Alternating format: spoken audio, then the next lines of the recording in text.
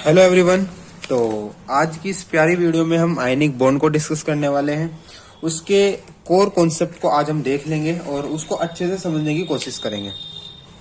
तो बिना किसी देरी के आज हम इस वीडियो को स्टार्ट करते हैं। सबसे पहले तो हम थोड़ा सा रिकॉल कर लें कि इससे पहले हमने केमिकल बॉन्ड पढ़ा था। केमिकल बॉन्ड क्या होता है? बेसिकली हमारे एटम्स जो होते हैं, जो हमारे आयंस होते हैं, जो हमारे मॉलिक्यूल्स होते हैं, कंपाउंड्स होते हैं, केमिकल स्पीसीज जो होती हैं, उनको साथ रखने वाला जो बॉन्ड होता है, यानी उन दो अलग अलग स्पीसीज को एक साथ रखने के लिए जिस बॉन्ड की रिक्वायरमेंट होती है उसी को हम केमिकल बॉन्ड कहते हैं। राइट? उसको हम क्या कहते हैं? केमिकल बॉन्ड कहते हैं।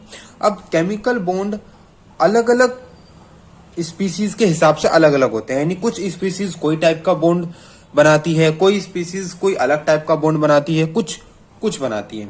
तो उसमें से एक क्लास है हमारे पास आयनिक बॉन्ड।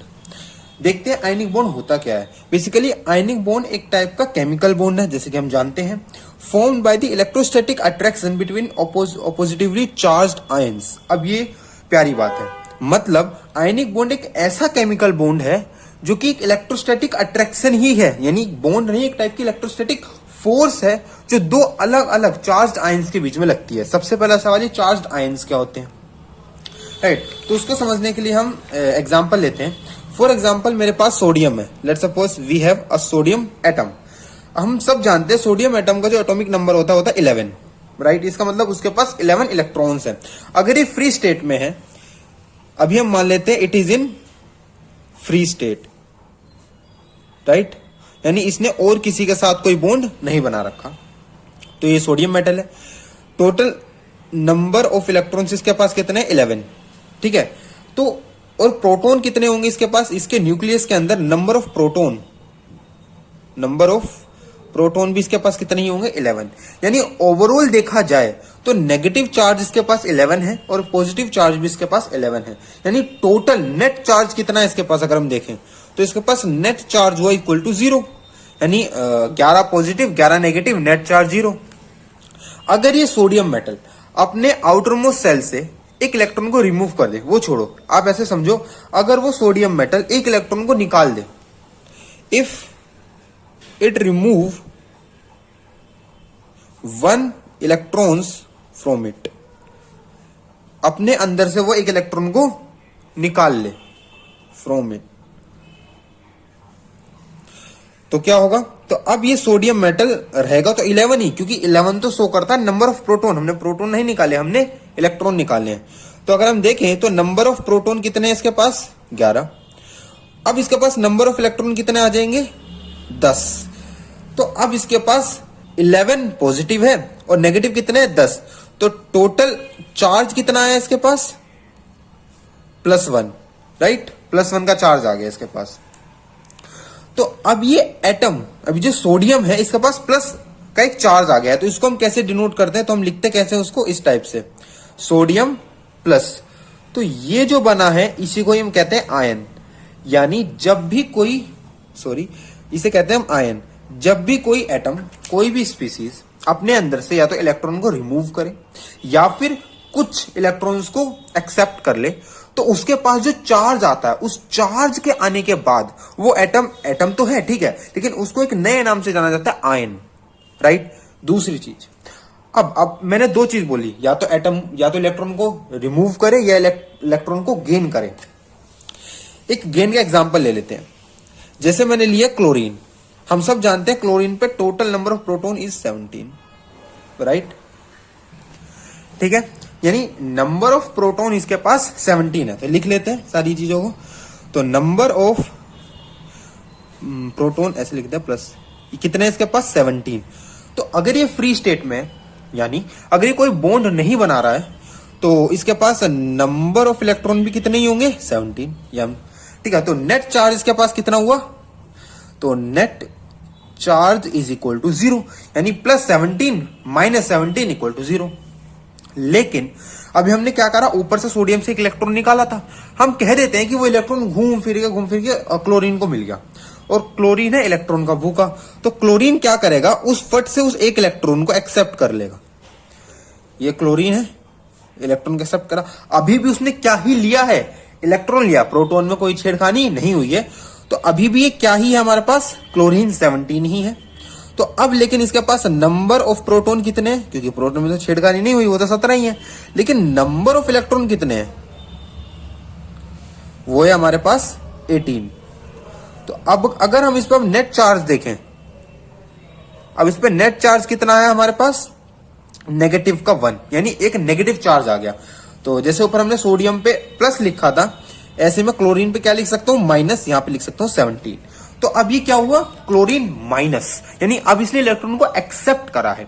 तो अब ये एटम तो है, ठीक है, लेकिन अब इसने क्योंकि एक इलेक्ट्रॉन को एक्सेप्ट करा है, तो अभी एक आयन बन चुका है, यानी इसके पास नेगेटिव पावर आ गई है। अभी सोडियम के पास पॉजिटिव पावर आई थी। ऐसा ही करते क्यों है, दूसरा सवाल आता है, ऐसा ही करते क्यों है, वो एक अलग क्वेश्चन है कि क्यों सोडियम इलेक्ट्रॉन को निकालता है, क्यों क्लोरीन, आपने क्यों ही क्लोरीन ही एग्जांपल लिया इलेक्ट्रॉन को एक्सेप्ट करने में। फॉर एग्जांपल मैं कहता पोटेशियम अगर मैं यहां रखता, तो मैं अगर उसका एग्जांपल ले रहा होता तो मैं उसमें से इलेक्ट्रॉन निकालता, कभी भी एक्सेप्ट नहीं करवाता। क्यों, ये अलग क्वेश्चन है, उसको हम अभी बाद में डिस्कस करेंगे। फिलहाल ये समझो कि आयन बने कैसे, कि या तो भाई कोई भी एटम को या तो इलेक्ट्रॉन दे दो या इलेक्ट्रॉन को ले लो। अब ये हमारी मर्जी नहीं चलेगी कौन इलेक्ट्रॉन लेगा या देगा।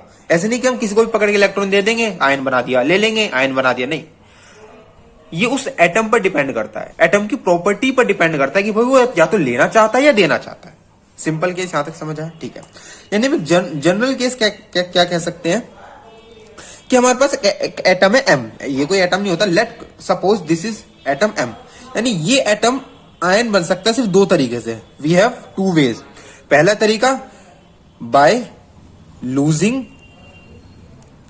वन इलेक्ट्रॉन, या फिर बाय गेनिंग वन इलेक्ट्रॉन।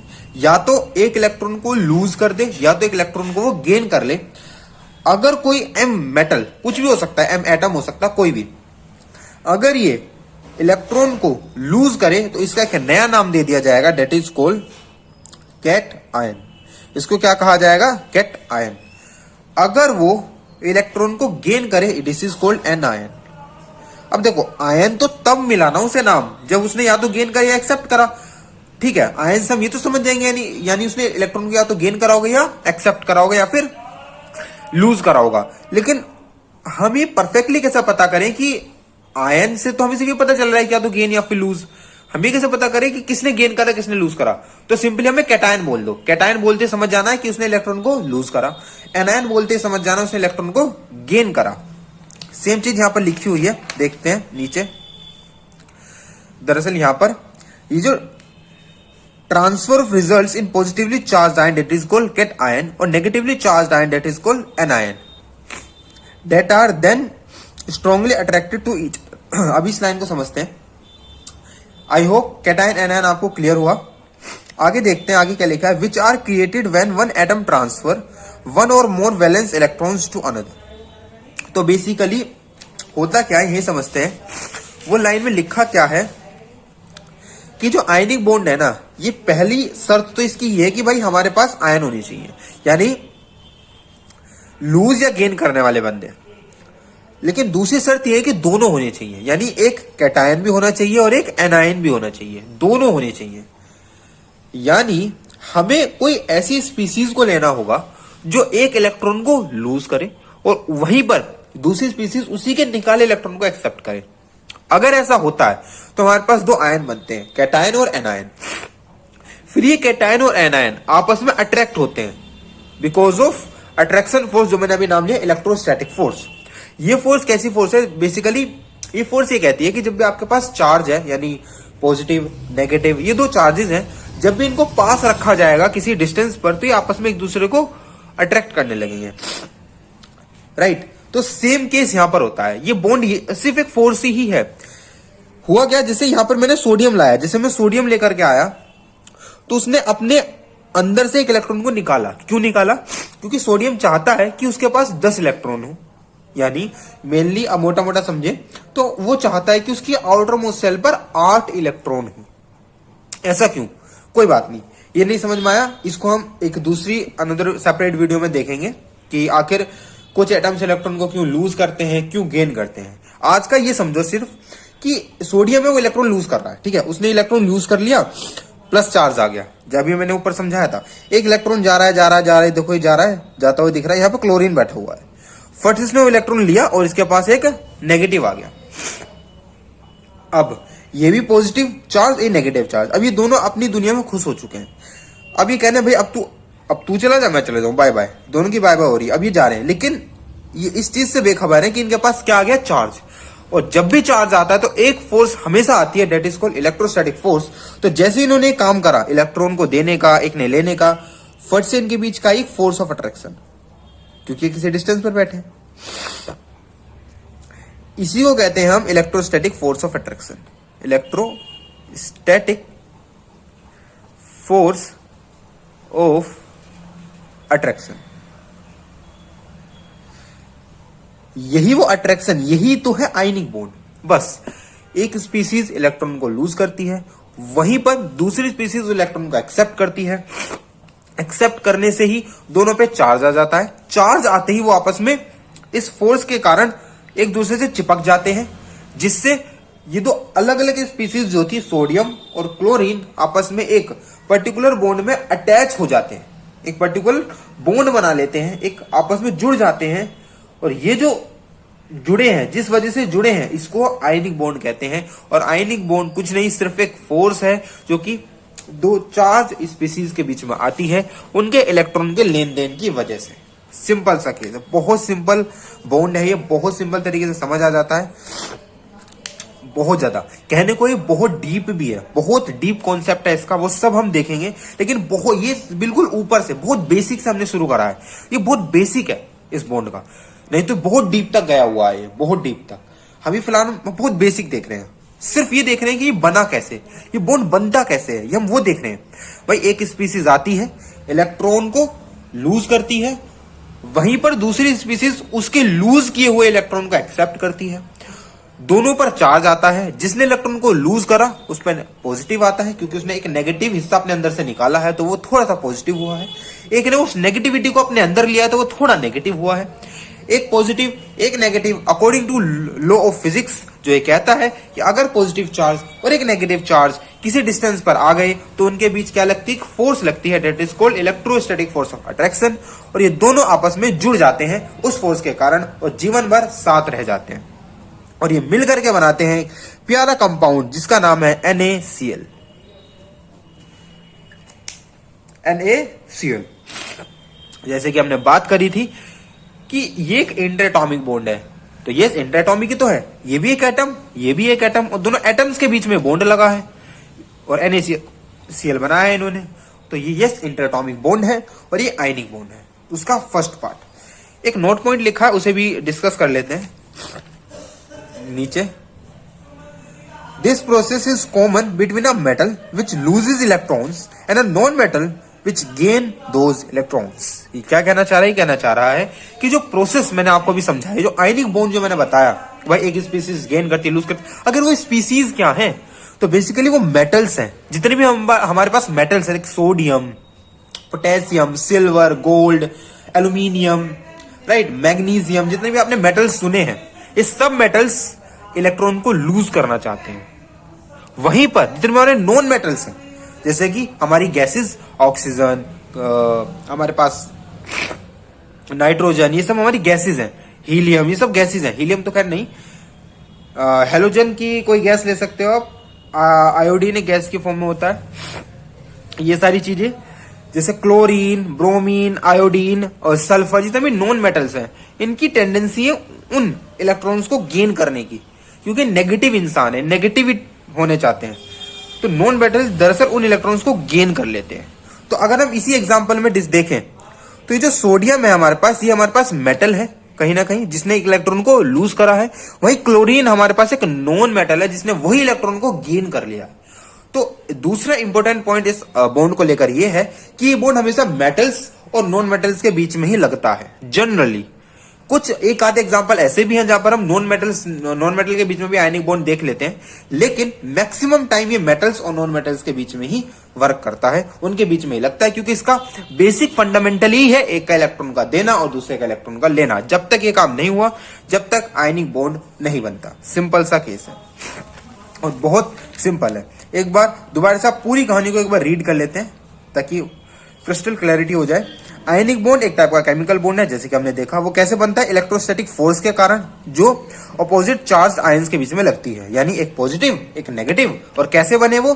एक ने इलेक्ट्रॉन को लूज करा, एक ने इलेक्ट्रॉन को गेन करा, और एक पे पॉजिटिव आया, एक पर नेगेटिव आया, फिर ये फोर्स आई और दोनों को जोड़ गई और दोनों के बीच में एक बॉन्ड क्रिएट हुआ, दैट इज कॉल्ड फोर्स का बॉन्ड, जिसको आयनिक बॉन्ड कहा गया। हाँ, इसको हम ऐसे भी लिख सकते हैं, फोर्स का बॉन्ड, यानी बॉन्ड बिकॉज ऑफ फोर्स, यानी फोर्स के कारण बना बॉन्ड आयनिक बॉन्ड कहा जा सकता है।